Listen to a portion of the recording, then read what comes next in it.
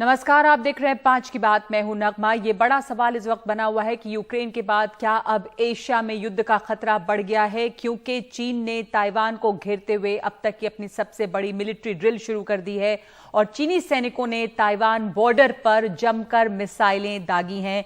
ये बैलिस्टिक मिसाइलें हैं। सैन्य अभ्यास के दौरान ताइवान के आसपास पानी में कई बैलिस्टिक मिसाइल चलाई गई है। ताइवान के रक्षा मंत्रालय ने कहा है कि पूर्वोत्तर और दक्षिण पश्चिमी ताइवान के आसपास के क्षेत्रों में डोंगफेंग श्रृंखला की कई बैलिस्टिक मिसाइलें चलाई गई हैं। चीन ने जो मिसाइलें चलाई हैं वो आपको एक ग्राफिक्स के जरिए दिखाते हैं कि जब अमेरिकी स्पीकर का ताइवान दौरा खत्म हुआ तो उसके दौरे के खत्म होते ही फौरन एक्शन में आ गया है चीन, और चीन ने शुरू कर दिया है एक बहुत ही आक्रामक सैन्य अभ्यास, जो उसका अब तक का सबसे बड़ा सैन्य अभ्यास है। और चीन ने ताइवान को कम से कम 6 जगहों से घेरा हुआ है। इस सैन्य अभ्यास के लिए चीन ने ताइवान की सीमा पर जमकर मिसाइल चलाई है, जो कि डोंगफेंग श्रृंखला की बैलिस्टिक मिसाइल है, ऐसा ताइवान का कहना है। चीन की ये कार्रवाई जो है वो तर्कहीन है, वो शांति भंग करने वाली है, ये भी ताइवान का कहना है। तो चीन जो है वो ताइवान के गिर्द अपने सबसे बड़ी मिलिट्री ड्रिल कर रहा है, और ये ड्रिल जो है वो एक ऐसे रूट पे हो रही है। आपको बता दें कि ये जो पूरा रूट है, ये शिपिंग रूट है, वो शिपिंग के लिहाज से दुनिया का, विश्व का सबसे व्यस्त जो रूट है उसमें से एक है। सबसे व्यस्त रूटों में एक है ये शिपिंग रूट, क्योंकि यहीं से कंप्यूटर से लेकर आपकी गाड़ियों तक में इस्तेमाल होने वाला जो सेमीकंडक्टर है वो, और दूसरे इलेक्ट्रॉनिक उपकरण जो हैं वो इस पूर्वी एशिया देश से या पूर्वी एशिया से विश्व के बाजारों में पहुंचते हैं। और ताइवान की कैबिनेट के मुताबिक इस सैन्य ड्रिल से जो चीन कर रहा है उससे 18 इंटरनेशनल रूट में बाधा आ रही है। आपको मैप के जरिए दिखा रहे हैं हम कि चीन ने कैसे अपनी सैन्य कार्रवाई बढ़ा दी है। जो ताइवान की खाड़ी है उसमें वो अब तक का सबसे बड़ा, अपना बड़ा युद्ध अभ्यास कर रहा है, और यहां पर इसलिए लगातार जो है वो तनाव बना हुआ है। और ये जो युद्ध अभ्यास है वो तभी शुरू हो गया था जब नैन्सी पेलोसी वहां से रवाना हो रही थी। और ये देखिए, इस मैप में आप देख सकते हैं कि वो ताइवान जो एक आइलैंड है उसमें कम से कम 6 जगहों पर उसके चारों तरफ चीन ने जो है वो घेराबंदी कर दी है। चाइना की जो ईस्टर्न थिएटर कमांड है उसने कई बार मिसाइल चलाई है, मल्टीपल फायरिंग हुई है वहां पर मिसाइल की पानी के नीचे, और ये ताइवान के पूर्वी कोस्ट पे हुआ है और ये 6 अलग अलग जगहों पर हो रहा है। और बीजिंग की तरफ से कहा गया है कि ये चलेगा। ताइवान की जो डिफेंस मिनिस्ट्री है उसने कहा है कि 11 चाइनीज डोंगफेंग श्रृंखला की बैलिस्टिक मिसाइल जो है वो फायर की गई हैं पानी के नीचे। और अभी जो ये डोंगफेंग मिसाइल फायर की जा रही है, इसके पहले आखिरी बार चीन ने 1996 में ताइवान में पानी के नीचे ये डोंगफेंग मिसाइल जो है फायर की थी, यानी कि इतने दिनों से इस तरह की कोई हलचल नहीं थी। अभी ये आक्रामकता एकदम से बढ़ गई है, और इसी को लेकर जो G7 देश है, ग्रुप ऑफ 7 देश, उनका कहना है कि जो ताइवान की खाड़ी है वहां पे जिस तरह से आक्रामक सैन्य गतिविधि चल रही है, गल्फ ऑफ ताइवान, वहां पे जो इस वक्त आक्रामकता है उसे सही नहीं कहा जा सकता है। इससे बहुत कुछ उलटपुलट हो रहा है। G7 का कहना है कि हमारे सांसदों का दुनिया के किसी भी इलाके में दौरा करना सामान्य है और रूटीन प्रक्रिया है, लेकिन चीन के रवैये ने तनाव पैदा कर दिया है और इस क्षेत्र में अस्थिरता पैदा करने की कोशिश की गई है।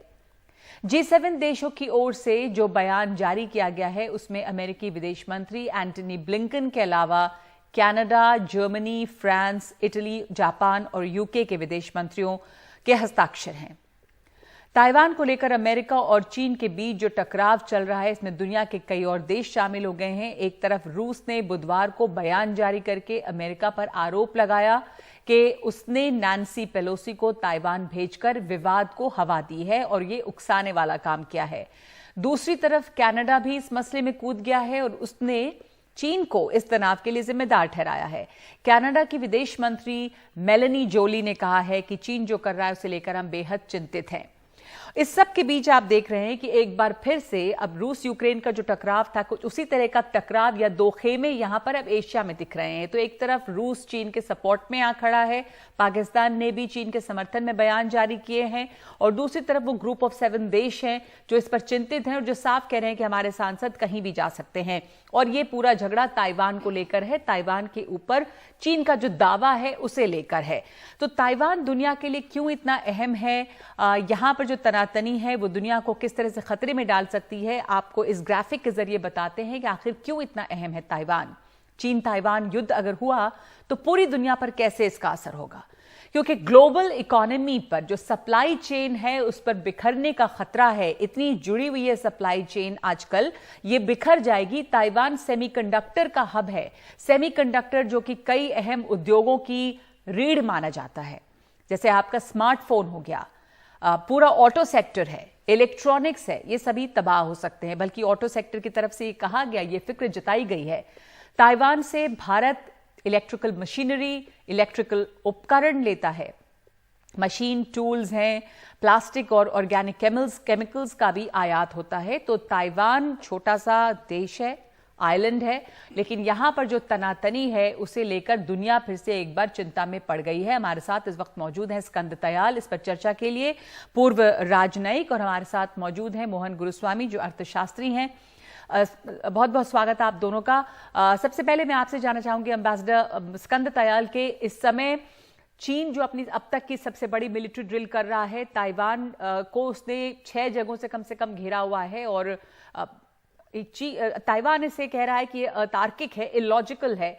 चीन संदेश देना चाह रहा है, जैसा कि सबको अंदाजा था और आशंका थी कि ये होगा, पर इस समय वहां पर कैसे आक्रामकता जो बढ़ी है उसे दरअसल कितना खतरा बढ़ा है इस क्षेत्र में अस्थिरता का?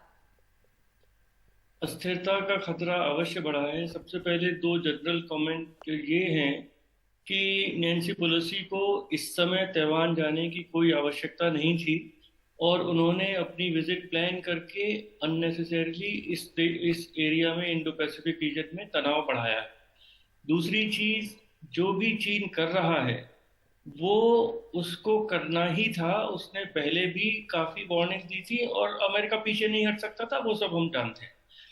पर इस समय जो आप देख रहे हैं कि 6 तरफ से चीन ने ताइवान को घेरा की जो एक्सरसाइज है, ये एक फ्यूचर की प्लानिंग है, मैं समझता हूं, क्योंकि चीन कभी ना कभी ताइवान को मिलिटरीली लेने का प्रयत्न अवश्य करेगा।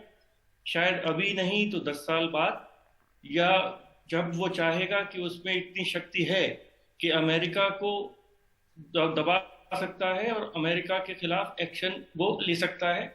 और ये जो एक्सरसाइज है वो ताइवान पे डायरेक्टली हमला नहीं करेगा, जैसे कि रशिया ने यूक्रेन पे किया, वो ब्लॉकेड करेगा। ताइवान एक, देखिए, केवल 100 मील दूर है चाइना से, और उसको ब्लॉकेड करेगा। और जब चाइना ये अपना असेसमेंट में उसके ये होगा कि अमेरिकन जो भी एयरक्राफ्ट कैरियर्स वगैरह हैं उसके खिलाफ इसने नए मिसाइल चाइना ने बना लिए हैं जो एयरक्राफ्ट कैरियर्स को डुबा सकते हैं, जब उसको इतना आत्मविश्वास हो जाएगा तब वो एक्शन लेगा।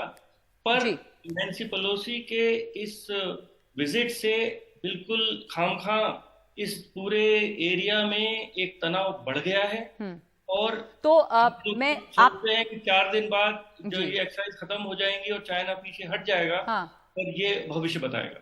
ठीक है, पर मैंने आपसे 1-2 दिन पहले भी इस पर चर्चा की थी। आपने कहा था कि चाइना ने ही इसको बहुत ज्यादा पब्लिसाइज किया, नैन्सी पेलोसी के दौरे को। अमेरिका इसे लो की रख रहा था और इस समय ये नाक का सवाल बना था, अमेरिका पीछे नहीं हट सकता था। अमेरिका ने बहुत चालाकी से डिप्लोमेसी भी की है, और वहां पे पेंटागन का बयान आया कि हम तो 1 चाइना पॉलिसी को मानते हैं, उसमें कोई बदलाव नहीं है। लेकिन यहाँ पर पेलोसी का दौरा जो है वो इंडिपेंडेंट है, वो गई हैं, उस पर कुछ नहीं कर सकते। पर इस समय रूस का भी बयान आ गया है कि एक तरह से इसे हवा देना है, विवाद को हवा देना है। मोहन गुरुस्वामी, क्या आप इस बात से सहमत हैं कि इस समय नैन्सी पेलोसी का जो दौरा है वो होना नहीं चाहिए था और उसने इस पूरे इंडो पैसिफिक क्षेत्र को अस्थिरता में डाल दिया है? या आपको लगता है कि चीन को यह संदेश देना जरूरी था कि ताइवान इंडिपेंडेंट है और ताइवान पे में जो चाहे वो दौरा कर सकता है? देखिए, नैन्सी पेलोसी एक ऑफिशियल यूनाइटेड स्टेट्स की डिप्लोमेट या रिप्रेजेंटेटिव की तौर से नहीं है। उन्होंने एक इंडिविजुअल विजिट किया है as speaker of the house. कई जगह दौरा कर सकते हैं। हिंदुस्तान भी आई हैं, दलाई लामा से भी मिली है धर्मशाला में, और काफी वो चाहती हैं जहां वो जाना चाहती, सारे एशिया में जा रही हैं। आपके बाद मलेशिया गई हैं और थाईलैंड गई हैं और उसके बाद ताइवान गई। तो अगर चीन को इतना गड़बड़ करना है इस पे कि वजह नहीं थी। हाँ, अमेरिका मानता है, इंडिया मानता है, वन चाइना पॉलिसी हम लोग मानते हैं, पर चीन का जो है कि हमारे सिटीजन्स कहाँ जाएंगे, हमारे ऑफिशियल्स कहाँ जाएंगे, उस पर दबाव डालने की कोई जरूरत नहीं है, ना उसकी कोई हक है। हिंदुस्तान के जब डिप्लोमेट जाते हैं कभी चाइना से, वो छुप छुप के जाते हैं। क्यों जाना? अगर अगर ताइवान में हमारा काम है, हमारा बिजनेस है, हमारे सारे चिप्स आते हैं गाड़ियों के, मोबाइल फोन्स के, तो हमको जाना पड़ेगा उधर। हम मशीन टूल्स लेते हैं ताइवान से, तो हमारे गवर्नमेंट की एक ट्रेड ऑफिस छोटी सी पड़ी हुई है, उसको छुप छुप के रखते हैं। इसको चीन को दलाई लामा चले जाते हैं अरुणाचल प्रदेश से, मनमोहन सिंह जाते हैं तो उनको नाराजगी होती है। तो आप कह रहे हैं कि चीन ये हर जो बात में नाराजगी दबाव डालना चाह रहे है। हैं दूसरों पे, चीन दबाव डाल रहा है, उसके खिलाफ खड़े होना जरूरी है, क्योंकि चीन हर छोटी चीज में दबाव डालता है। लेकिन जो यहाँ पर मोहन गुरुस्वामी, जो यहाँ पर अस्थिरता हुई है, आप क्या देख रहे हैं? इस अस्थिरता का आर्थिक कॉस्ट हमारे लिए क्या हो सकता है? देखिए सेमीकंडक्टर्स के लिहाज से, ग्लोबल सप्लाई चेन के लिहाज से ताइवान इतना अहम है दुनिया भर में, चाहे ऑटोमोबाइल्स हो, चाहे कंप्यूटर्स हो, चाहे स्मार्टफोन्स हो। तो यहां पर जिस तरह का ब्लॉकेड भी हम एक तरह से देख रहे हैं, या उसने बताया कि 18 उसकी जो फ्लाइट कॉरिडोर्स है वो अफेक्टेड है इस समय, उनकी मिलिट्री ड्रिल से बैलिस्टिक मिसाइल्स फायर की जा रही हैं, उनको 6 जगहों से घेरा हुआ है। इन सब चीजों से उनकी इकोनॉमी अफेक्टेड हो रही है और इसका असर दुनिया पे पड़ेगा। पर आने वाले दिनों में ये अस्थिरता वहां पे बनी रहेगी, किस तरह का इकोनॉमिक इंपैक्ट? देखिए, चीन ताइवान पे उतना ही निर्भर है जितने दूसरे दो देश ताइवान पर निर्भर है, क्योंकि सारे चिप्स जो का ऑटोमोबाइल सेक्टर के या ये मोबाइल स्मार्टफोन्स के या कंप्यूटर्स के ताइवान से ही जाता है, ज्यादातर ताइवान से जाता है। ताइवानी फैक्ट्रीज है चाइना, प्रोडक्शन सेंटर है ताइवान के। सबसे बड़ा दुनिया में आईफोन फैक्ट्री जो है चेंगडू में, वो ताइवानीज कंपनी रखा है। तो चीन भी उतना ही निर्भर है ताइवान पे जितना ताइवान चीन पे निर्भर है। ताइवान है सबसे बड़ा फॉरेन इन्वेस्टर चाइना, सबसे बड़ा, जापान से भी आगे है। तो ऐसा वैसा छोटा सा मुल्क नहीं है, और ताइवान भी एक डेवलप बड़ा एडवांस कंट्री है। और इसको अमेरिका और जापान हरगिज इस पे चीन का कोई हमला देख के खामोश नहीं बैठेगा। आज भी जो है 4 अमेरिकन कैरियर ग्रुप वहां बैठे हुए हैं आसपास। तो चीन को ब्लॉकेट करने में शक्ति नहीं है उसको। हाँ, तो मैं ये आज एक्सरसाइज कर रहा है। वो 11 मिसाइल डोंगफेंग फायर किया, उसके बाद कितने और फायर करेगा, कितने दिन फायर करे? तो क्या ये सिर्फ एक गीदड़ भपकी है जो इस वक्त जरूरी थी चीन की तरफ से? स्कंद तयाल 11 ballistic missile, Dongfeng ballistic missile, हाँ, उसका आदत है दान दिखाने का, वो दिखा रहा है जी, हिंदुस्तान पे भी दिखाता है जी। चाइनीज को हम ज्यादा जो हमारी जो फियर दिखाते हैं बार बार, इससे वो आगे और करते रहते हैं।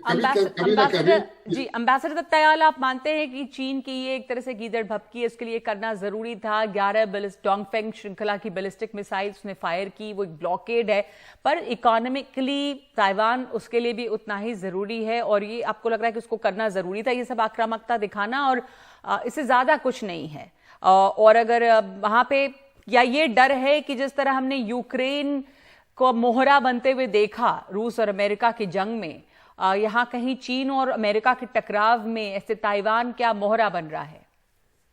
मैं बिल्कुल सहमत हूं कि जिस तरह यूक्रेन अमेरिका और रशिया के बीच के तनाव में मोहरा बना और उसने बहुत अपना उसका नाश हो रहा है, ताइवान के नेताओं को भी ये सोचना चाहिए कि वो, ये तो केवल प्रेस्टीज विजिट थी, पेलोसी को आने का कोई ये तो नहीं कि वहां से फाइटर्स आए या कोई कॉन्क्रीट कोई उसका नतीजा निकला।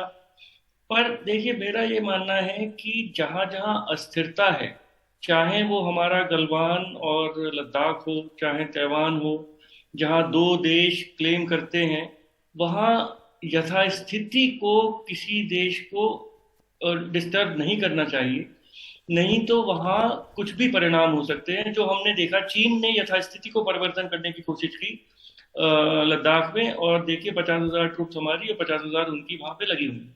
इसी तरह ताइवान में नैन्सी पेलोसी तीसरे नंबर की अमेरिका की हायरार्की में है, और उससे पहले 1990 के दशक में न्यूट गिंग्रिच गए थे। वो चाइना अब 1990 के दशक का चाइना नहीं है। तो स्टेटस को डिस्टर्ब नहीं करना चाहिए किसी भी देश को, चाहे वो अमेरिका हो चाहे वो चीन हो, तभी शांति और व्यवस्था स्टेबल रहे। क्योंकि इनहेरेंटली अनस्टेबल सिचुएशन है, क्योंकि ताइवान कहता है कि वो प्रैक्टिकली इंडिपेंडेंट है और चाइना कहता है कि वो हमारे देश का पार्ट है। अब बात यह आती है कि चाइना ने कहा हुआ है कि ये हमारे देश का पार्ट बनेगा, पीसफुली बनेगा तो पीसफुली बनेगा, नहीं तो मिलिट्री मीन्स से बनेगा। पर कब बनेगा तो चाइना एजेंडा डिसाइड करेगा, चाइना टाइमिंग डिसाइड करेगा, और चाइना क्या एक्शन लेना है ये डिसाइड करेगा, और वो अच्छी तरह से सोच समझ के करेगा। बिल्कुल सही इस समय बात है, चाइना की भी डिपेंडेंस है बहुत ज्यादा ताइवान की सेमीकंडक्टर्स पर 10 साल बाद वो स्थिति नहीं रहने वाली है। चाइना पूरी तरह से लगा हुआ है कि किस तरह टेक्नोलॉजी को बढ़ाया जाए, किस तरह से सेमीकंडक्टर चिप्स को बढ़ाया जाए, और जब उसको ये लगेगा कि उसको ताइवान की आवश्यकता उसको अब नहीं है और अमेरिका इस स्थिति में नहीं है कि देखिए वो फिर अटैक नहीं करेगा ताइवान पर, वो ब्लॉकेड करेगा, और अमेरिका की शायद 10 साल बाद ये हिम्मत ना हो कि उस ब्लॉकेड को तोड़े और चीन की पूरी माइट, और देखिए फिर अटैक अमेरिकन मेनलैंड पे नहीं होगा। जो अमेरिकन ये तो अगर वन चाइना पॉलिसी है, देखिए वन चाइना पॉलिसी है, तब तो ताइवान चाइना का हिस्सा है, तब तो ताइवान स्ट्रेट चाइना का हिस्सा है। तो अगर हम अपने इंडियन ओशन में अपने ही क्षेत्र में अपने नेवी लगा रहे हैं तो पूरा सॉवरेन राइट है। तो बहुत सारे इम्प्लीकेशंस हैं, पर मैं समझता हूँ कि समय ये नहीं आया है। तो ये एक विरोधाभास नहीं है मोहन गुरुस्वामी, आप कुछ कह रहे थे कि एक तरफ तो वन चाइना पॉलिसी की बात आप ऑफिशियली कह रहे हैं, वन चाइना पॉलिसी बात हो तो अरुणाचल प्रदेश को भी वन चाइना पॉलिसी में मानते हो आप, उसके लिए भी राजी हैं फिर? इस वन चाइना पॉलिसी को कभी ना कभी इसका मुकाबला करना पड़ेगा, क्योंकि हिंदुस्तान के एक बड़े हिस्से पे वो दावेदार है अभी। ऐसा नहीं है कि अक्साई चीन है, अरुणाचल प्रदेश एक सेटल्ड एरिया है और बड़ा एरिया है। अक्साई चीन तो एक वीराना था जहां पे हम लोग कभी थे नहीं, वो अलग बात है। अगर वन चाइना पॉलिसी को आप इतनी अहमियत देंगे तो हर चीज पे चीन आके आक्रमण करेगा दोस्तों, और धमकी देते रहेगा। तो वो इस धमकियों को कभी ना कभी इसको मुकाबला करना पड़ेगा। क्या अमेरिका ने इसका मुकाबला किया है मोहन गुरुस्वामी? एक तरफ अमेरिका का दोहरा रवैया है, वहां पे मैं एम्बेसडर की बात नहीं मानता हूँ। नहीं, 10-15 साल के बाद अमेरिका में वो शक्ति नहीं रहेगी। एक सेकंड मोहन गुरुस्वामी, मैं पूछ रही हूँ कि इस समय क्या अमेरिका ने उसका मुकाबला क्या आप कहेंगे कि चुनौती दी? मतलब पेलोसी का वहां दौरा होता है, पर पेंटागन के स्पीकर ये कहते हैं कि हम वन चाइना पॉलिसी को मानते हैं, जो स्थिति थी वो स्थिति बनी हुई है। तो ये किस तरह का खुल के अमेरिका ने तो कुछ कहा नहीं। इसका मतलब ये है, अगर चाइना कुछ सेटलमेंट कर सकता है ताइवान के साथ, सब डेमोक्रेटिक अरेंजमेंट कर सकता है, इस तरह उन्होंने हांगकांग से किया और फिर खा गया हांगकांग, तो ताइवान मानेगा क्या वन चाइना टू पॉलिसीज? तो क्या यहाँ पे ताइवान आपको क्या लगता है? मेरे ख्याल में at this time to succumb to China's pressures गलत है।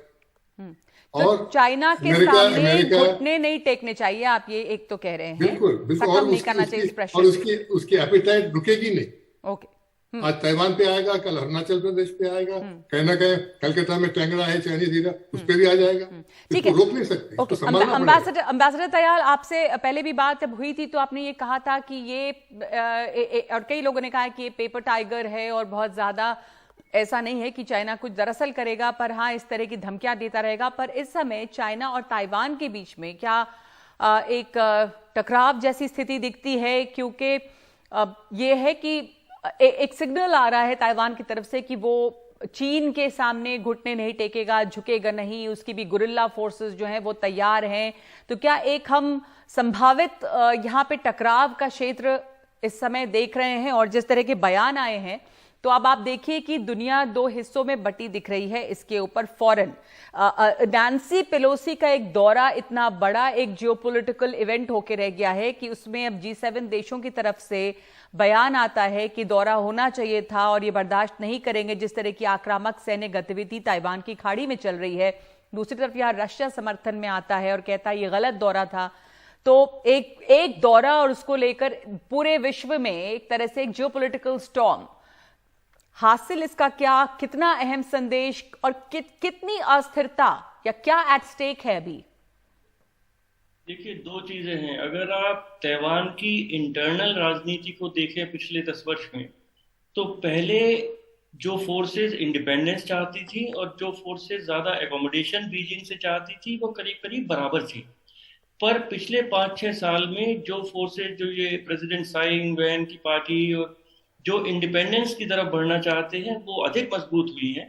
और जो हांगकांग में चीन ने किया है, जिस तरह से वहां के प्रजातंत्र को और पूरे सिस्टम को खत्म कर दिया, और जो भी उन्होंने एग्रीमेंट इंग्लैंड के साथ किया था उससे पहले ही उसमें खत्म कर दिया, तो इससे और ताइवान की जनता भड़क गई है। तो जहां तक ताइवान का इंटरनल पॉपुलेशन की थिंकिंग है, वो ये है कि इंडिपेंडेंस की तरफ बढ़ें और चाइना की इंटीग्रेशन की तरफ ना बढ़ें। ये तो एक बात होगी। दूसरा, मैं ये कहना चाहूंगा कि पूरी नेटो क्या यूक्रेन को बचा पाई? आप देखिए, यूक्रेन तो तबाह हो रहा है और वो अभी ब्लॉकेज भी रशिया की कम होती चली जा रही है। पूरा ऑयल गैस हम भी खरीद रहे हैं, दुनिया खरीद रही है, यूरोप भी खरीद रहा है, और अब ग्रेन भी जा रहा है, अब रशियन ग्रेन भी जा रहा है। तो अगर वो पूरा नाटो और अमेरिका यूक्रेन को रशिया से नहीं बचा पाए, तो क्या वो ताइवान को चीन और रशिया में तो कोई कंपैरिजन ही नहीं है। चीन तो बहुत आगे है रशिया के हर तरह से। तो ये बहुत सोच समझ के कार्रवाई करने की बात है और बहुत बयानबाजी से कुछ नहीं होगा, पर बहुत ही ठंडे दिमाग से सोचने की बात है। और जैसा गोस्वामी जी ने कहा, बिल्कुल सही, हम लड़ रहे हैं, लड़ेंगे, हम मर जाएंगे अरुणाचल प्रदेश के लिए, और चाइना उसकी रेस्पेक्ट करता है। पर देखिए, 2 करोड़ लोगों का देश है ताइवान और हम तो 130 करोड़ है। देखिए कंपैरिजन नहीं है। You're comparing things which cannot be compared. Ukraine NATO का मेंबर नहीं था। There are no treaty obligations in Ukraine. Taiwan के treaty obligations। जी नहीं, ताइवान का treaty obligations नहीं है सर। ताइवान की लड़ाई नहीं है। They have agreements. They have agreements to come to their defense. Please study it. Please study it. Please study it. You're obligated to defend Taiwan. And जो Taiwan में जो अंदर चेंज आई है, जो मेनलैंड से जो गए थे चाइना ताइवान को, जो नेशनलिस्ट चाइनीज गए थे, उनके पास पॉलिटिकल पावर नहीं है। इंडिजिनस ताइवानीज पॉपुलेशन के पास अब पॉलिटिकल पावर आई है।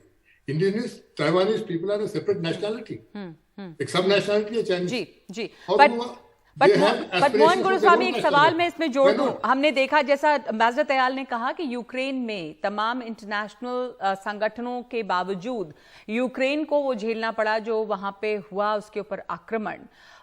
यहाँ पे G7 की तरफ से बयान तो आ रहे हैं, पर क्या कोई सामने आकर ताइवान को मानने को तैयार नहीं है? अगर एक इंडिपेंडेंट देश का रिकग्निशन, तो फिर who is defending it? America के 4 कैरियर ग्रुप्स बैठे हैं, जापान पास में है। ऐसा नहीं है कि ताइवान के साथ कोई साथ नहीं है, साथी नहीं है उसके साथ। यूक्रेन के कुछ अलग स्थिति था। यूक्रेन नेटो का मेंबर नहीं था। पर मैं कह रही हूँ कि खुलकर किसी ने, अमेरिका ने खुद खुलकर साथ नहीं दिया, अमेरिका ने खुद नहीं माना, और ये कह रहा है कि वो वन चाइना पॉलिसी मानता है। तो जैसा एम्बेसडर तयाल कह रहे थे कि आप वन चाइना पॉलिसी मानते हैं, यानी कि आप ताइवान का इंडिपेंडेंस नहीं मानते। जब वन चाइना पॉलिसी माने थे, उस वक्त ग्लोबल सिचुएशन कुछ और ही था। नहीं सर, अभी भी बयान आया है ये। Let me finish. Mohan Guruswamy, at that time they wanted a bulwark against China, against Russia, तो चाइना को कल्टिवेट किया। ओके उस वक्त उन्होंने मान लिया कि वन चाइना पॉलिसी है, और वो अमेरिका चाइनीज साथ में कई डेकेड्स काम किए। हिंदुस्तान पे भी हमला करना चाहते थे, अमेरिकन करवाना चाहते थे चाइना 1971 में। ये हिस्टोरिकल रिकॉर्ड है। ओके, एम्बेसडर तयाल, इस समय ताइवान की स्थिति आप क्या देख रहे हैं? अमेरिका ने जो कहा, मोहन गुरुस्वामी कह रहे हैं वन चाइना पॉलिसी की बात की, तब की स्थिति और थी, पर अभी भी अमेरिका का आधिकारिक बयान यही है कि हम वन चाइना पॉलिसी मानते हैं, हमारा कुछ बदलाव नहीं आया है। इधर कुछ और, तो आप दो तरह की बात कर रहे हैं, क्या खुलकर उसको डिफेंड करने को तैयार नहीं है? तो ताइवान की स्थिति इस समय, ताइवान को भी इसका अंदाजा होगा कि ऐसा कुछ होगा, तो ताइवान की तरफ से भी तैयारी होगी, पर आपको क्या लग रहा है कि ये एक आक्रामकता थोड़े दिनों तक दिखेगी और उसके बाद बिजनेस एज यूजुअल वहां पे होगा, या ये तनाव अभी बढ़ेगा और वहां पे बना रहेगा? ताइवान को अभी शांति से रहना चाहिए और 4 दिन देखना चाहिए कि ये सब एक्सरसाइजेस के बाद चाइना की जो शिप्स हैं या लगे हुए हैं वो सब पीछे हट जाते हैं कि नहीं हट जाते।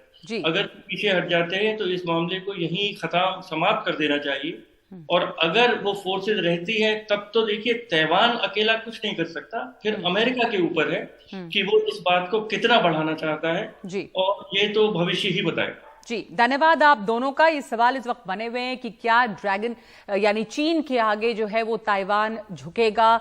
चीन अभी तक की अपनी सबसे बड़ी और आक्रामक ड्रिल, वहां मिलिट्री ड्रिल ताइवान के चारों तरफ ताइवान को घेरते हुए कर रहा है, तो आगे इस भौगोलिक क्षेत्र में तनाव जो है या अस्थिरता जो है वो कितनी बढ़ेगी? और यहां पर भी आप देख रहे हैं कि एक वैश्विक स्तर पे दो गुट जो हैं वो बने हुए हैं। तो इस वक्त 5 की बात में एक ब्रेक, और ब्रेक के बाद अब असम में मदरसे पर चला है bulldozer.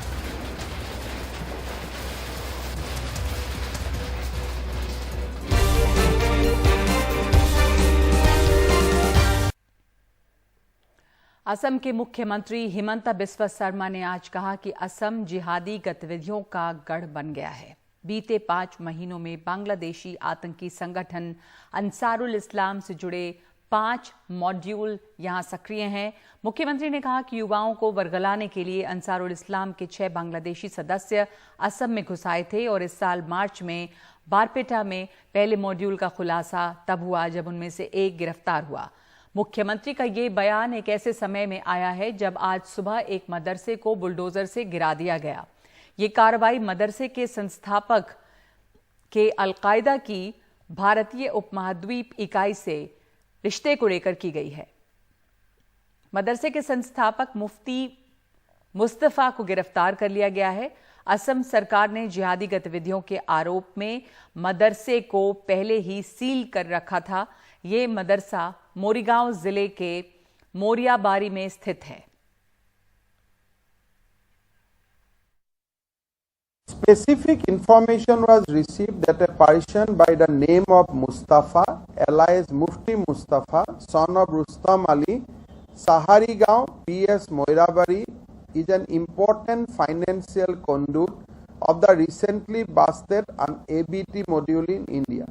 The ABT is linked to Al-Qaeda in Indian subcontinent, which is a terrorist organization as per UAPA 1967. Accordingly, the person was picked up and further legal formalities was carried out. Mustafa खूब important है. He took a doctorate in Islamic law from Bhopal. A Mustafa doctorate लुइसे Bhopal 2017। मुफ्ती मुस्तफ़ा जिसको कि कुछ दिन पहले पकड़ा गया था, पिछले हफ्ते पकड़ा गया था मोरीगांव में, क्योंकि वो एक मदरसा चलाते थे। मगर सरकार का ये दावा है, पुलिस का ये दावा है कि मदरसा की आड़ में वो इन जो अंसारुल इस्लाम के जो एक्टिविटीज़ हैं उसको वो बढ़ावा दे रहे थे, और उनके माध्यम से ही, हवाला के माध्यम से बाकी जो ऑपरेटिव है उनके पास पैसा जा रहा था। और ये पूरा जो नेटवर्क है ये AQIS के साथ लिंक्ड है। अब जो मुस्तफ़ा है वो एक इम्पॉर्टेंट कड़ी है इसमें, और उनकी अब NIA ने ये पूरा मामला धीरे धीरे से एक के बाद एक केस NIA को सौंपा जा रहा है असम पुलिस द्वारा। और आज जो कार्रवाई की गई उनके जो मदरसा उसको बुलडोजर से गिरा दिया गया। इसके ऊपर हमने पूछा था चीफ मिनिस्टर से, तो चीफ मिनिस्टर ने ये कहा है कि एक इनकी अरेस्ट होने के बाद एक investigation, local investigation district authorities ने किया था, और डिस्ट्रिक्ट अथॉरिटीज के द्वारा जो रिपोर्ट भेजी गई है उसमें ये कहा गया है कि कोई परमिशन के बिना वो मदरसा खड़ा किया गया था, और इसलिए DDMA एक्ट के तहत उस मदरसे को गिरा दिया गया है। मगर इसमें एक सबसे बड़ी बात यह है कि अब असम मुख्यमंत्री खुद आगे बढ़ के कह रहे हैं कि ये सिचुएशन असम में एक वॉरिसम सिचुएशन है, और ये भी उनका दावा है कि कहीं ना कहीं पे जो मदरसा है उनकी आड़ में ये एक्टिविटी हो रहा है। और इसमें ये हम दर्शकों को बता के रखें कि पिछले साल असम सरकार ने जो सरकारी मदरसा हैं उनको बंद कर दिया था, और सिर्फ अब राज्य में जो प्राइवेट मदरसे हैं वही चल रहे हैं। मगर आज मुख्यमंत्री ने ये भी इंडिकेट किया है कि आगे चल के राज्य सरकार इन प्राइवेट मदरसा को रेगुलेट करने के लिए शायद कोई लेजिस्लेशन लाएगी। मगर अभी राज्य सरकार ने लोगों को अपील किया है कि अगर बाहर से कोई लोग उनके गांव में दिखे तो पुलिस को इन्फॉर्म करने के लिए, क्योंकि राज्य की पुलिस अब खोज में लगी है ये 5 जो सस्पेक्टेड बांग्लादेशी जो टेरर ऑपरेटिव है जो अभी भी फरार है अकॉर्डिंग टू राज्य की पुलिस। और पुलिस का ये भी दावा है कि वो बहुत ही सोफिस्टिकेटेड कम्युनिकेशन एप्लीकेशंस को यूज करते हैं, और पीयर टू पीयर एनक्रिप्शन रहता है उसमें, तो हाई एंड टेक्नोलॉजी यूज कर रहे हैं। और सबवर्सिव एक्टिविटी के ऊपर अभी ध्यान नहीं है, मगर ज्यादा से ज्यादा लोगों को इंडोक्ट्रिनेट करना या फिर जिहाद की तरफ आकर्षित करना या फिर स्लीपर मॉड्यूल बनाना ही उनका मेन टारगेट है। और ये पूरा मामला असम पुलिस के हवाले से जो पता लगा है कि जो AQIS की जो उपमहाद्वीप में जो लार्जर प्लान्स है उसके साथ लिंक है। आगे नेशनल हेरल्ड मामले में ईडी के एक्शन पर राहुल गांधी बोले, अब रण होगा।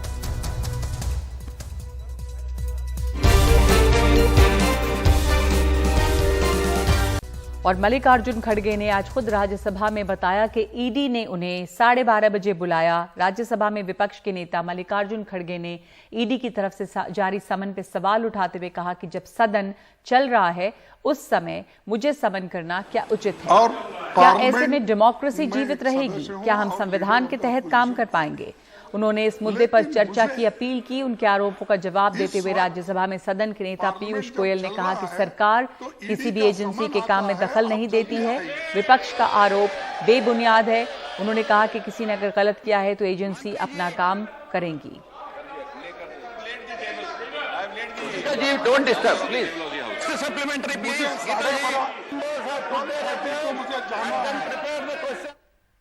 और कांग्रेस नेता राहुल गांधी ने कहा कि सरकार डराना चाहती है लेकिन वो डरने वाले नहीं हैं।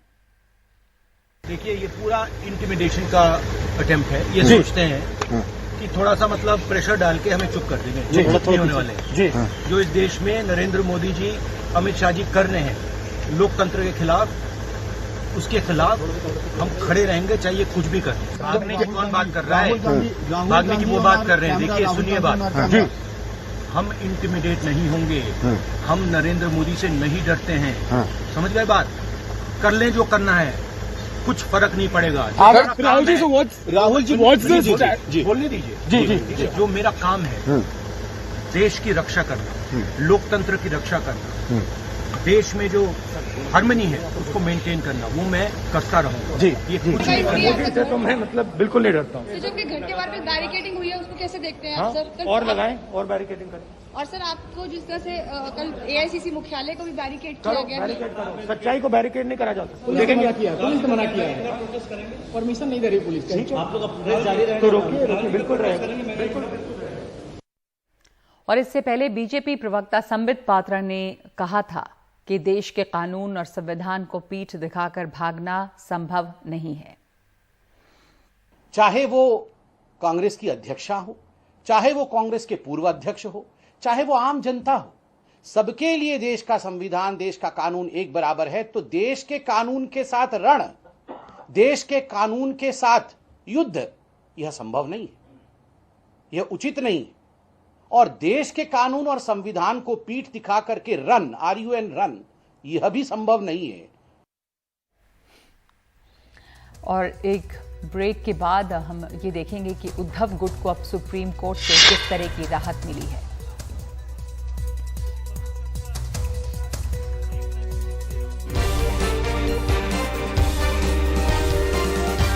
बहुत देर लंबी सुनवाई नहीं चली, क्योंकि कल भी बहुत लंबी सुनवाई चली थी और सुप्रीम कोर्ट को ये भी फैसला करना था ये तमाम जो मुद्दा है क्या इसको बड़ी बेंच में भेजा जाए, यानी संविधान पीठ में भेजा जाए 5 जजों के, क्योंकि ये जो मुद्दे हैं ये संविधान के ही संवैधानिक मुद्दे हैं, सबसे सवाल भी मांगे थे। तो यहाँ पर हरीश साल्वे शिंदे ग्रुप की तरफ से आए थे, वो बार बार वही बात कह रहे थे कि दल बदल कानून यहाँ पर लागू नहीं होता है। ये सिर्फ और सिर्फ एक असहमति का मामला है, वो भी पार्टी के अंदरूनी मामला है। और ऐसे में सुप्रीम कोर्ट को अयोग्यता पर फैसला नहीं करना चाहिए, क्योंकि अयोग्यता पर पहला फैसला सुप्रीम कोर्ट के ही आदेश हैं कि वो पहला फैसला जो है स्पीकर की तरफ से आएगा, उसके बाद न्यायिक समीक्षा हो सकती है। लेकिन कपिल सिब्बल जो ठाकरे ग्रुप की तरफ से थे, उन्होंने बार बार ये कहा कि इन लोगों ने पार्टी छोड़ दी है एक तरीके से, क्योंकि ये पार्टी में शामिल नहीं हुए और दल बदल कानून के दायरे में ये लोग आते हैं। अयोग्यता पर फैसला इन्होंने नहीं होने दिया और मामले को घुमाने के लिए चुनाव आयोग चले गए शिंदे ग्रुप, और वहां पर इन्होंने सिंबल की मांग कर दी कि असली शिवसेना हम हैं, ये दावा ठोक दिया। ऐसे में जब सुप्रीम कोर्ट में अयोग्यता का पूरा मामला लंबित है, तो फिर चुनाव आयोग उस कार्रवाई पर आगे नहीं बढ़ सकता, क्योंकि अगर चुनाव आयोग ने सिंबल डिसाइड कर दिया तो उसके बाद इस मामले में सुप्रीम कोर्ट के पास क्या बचेगा। तो ये मांग थी और सुप्रीम कोर्ट की कार्रवाई, जो चुनाव आयोग की कार्रवाई थी, उस पर रोक की मांग थी। याचिका भी दाखिल की गई थी ठाकरे ग्रुप की तरफ से। तो सुप्रीम कोर्ट ने एक बड़ा कदम उठाया है और सुप्रीम कोर्ट ने कहा है कि वो सोमवार तक यानी 8 अगस्त तक ये डिसाइड करने की कोशिश करेंगे कि इस मामले को संविधान पीठ के पास भेजा जाए या ना भेजा जाए। और फिलहाल जो चुनाव आयोग है वो अपनी कार्रवाई तो जारी रख सकता है, लेकिन कोई फैसला नहीं दे सकता, कोई कार्रवाई का कोई कदम नहीं उठा सकता है। और अगर पक्षकार उनके पास वक्त मांगेंगे जाके तो उसको वो विचार करेगा। तो 8 अगस्त को एक अहम सुनवाई अगली होनी है, लेकिन ठाकरे ग्रुप के लिए ये पहली राहत है जो सुप्रीम कोर्ट से आई है। और असली शिवसेना कौन सी है, जो दावा किया गया था शिंदे ग्रुप की तरफ से, उस पर आयोग कोई बड़ी कार्रवाई नहीं कर सकता है, कोई फैसला नहीं सुना सकता है।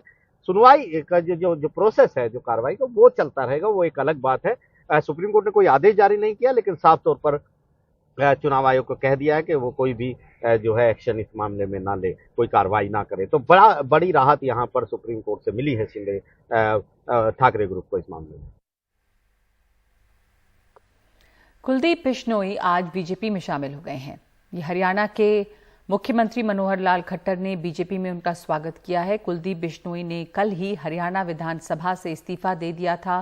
बिश्नोई के इस्तीफे के बाद अब हिसार जिले की आदमपुर सीट पर उपचुनाव कराना होगा। कांग्रेस ने जून में हुए राज्यसभा चुनाव में बिश्नोई के क्रॉस वोटिंग करने के बाद उन्हें पार्टी के सभी पदों से हटा दिया था। 4 बार विधायक और 2 बार सांसद रहे बिश्नोई पार्टी से पहले से ही नाराज थे। इस साल की शुरुआत में उन्हें कांग्रेस की हरियाणा इकाई के प्रमुख पद पर नियुक्त न किए जाने के बाद उन्होंने बगावती तेवर अपना लिए थे।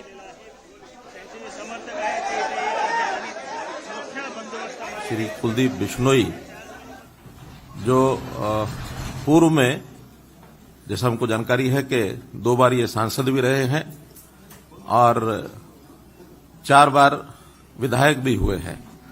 अभी कल तक ये विधायक थे, लेकिन कल इन्होंने कांग्रेस पार्टी के विधायक पद से अपना त्यागपत्र दिया है। मैं हरियाणा भारतीय जनता पार्टी में इनके आगमन पर स्वागत करता हूं। बड़े परिवार में शामिल हुए हैं।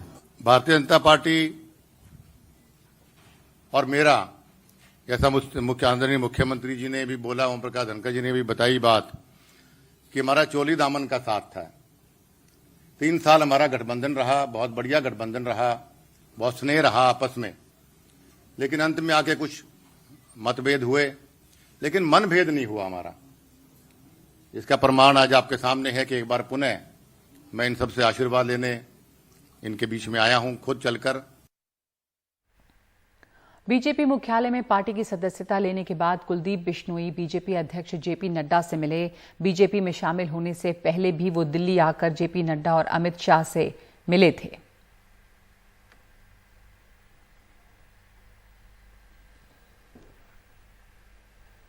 तो 5 की बात में आज के लिए इतना ही। नमस्कार।